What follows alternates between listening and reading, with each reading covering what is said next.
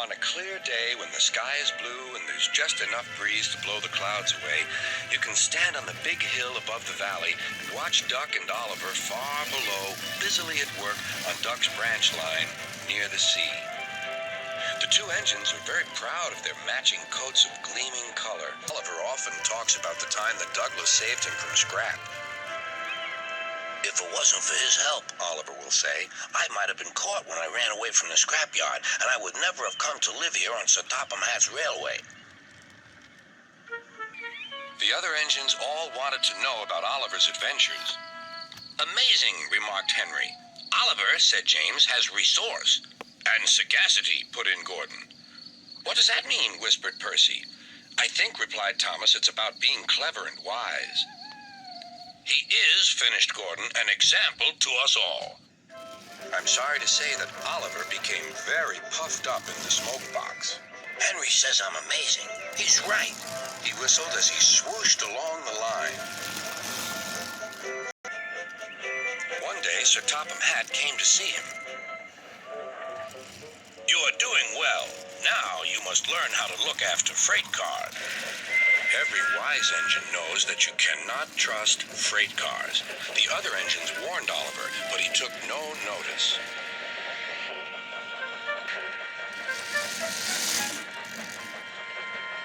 You think I can't manage, he said, huffily. Gordon knows better. He says I'm sagacious.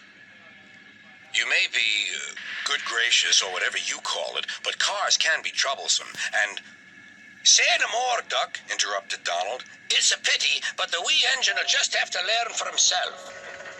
Oliver pulled some loaded cars to a siding and pushed the empties to the chute.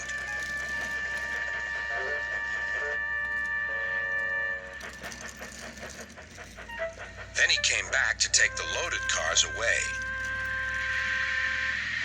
But they were comfortable and didn't want to move. What right is he to poke his funnel in here? We want Duck, or Donald.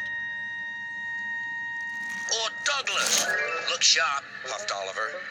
That's not the way to speak, hissed the cars. We'll get even. Oliver heard nothing.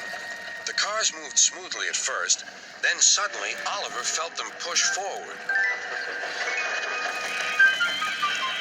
His driver applied the brakes, but they were useless against the surging cars. On, yelled the cars.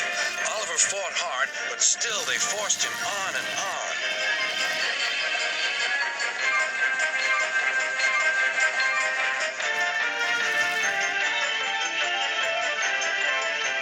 At last, the cars grew tired.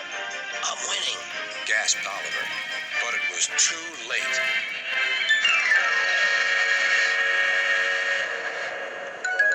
Oliver lay bruised and bemused, bunker down in the turntable well. Duck surveyed the damage. Hello, Oliver. Are you being a good, gracious engine? Beg pardon, but we really don't like this sort of surprise. Donald and Douglas will miss their turntable until it is mended. That evening, Oliver was hauled gently to safety. I'm sorry, sir, he said to Sir Topham Hatt. I should have listened to Duck's advice. I don't feel good gracious or whatever it is. I just feel silly. Well, Oliver, replied Sir Topham Hatt, now you know the damage cars can do. Yes, I do, sir. I look like a load of scrap iron. Oh, I don't think so, laughed Sir Topham Hatt. But you do need to go to the works to be mended. The other engines now felt sorry for Oliver. The branch line won't be the same without you, whistled Duck. Come back soon. A few days later, Oliver did come back.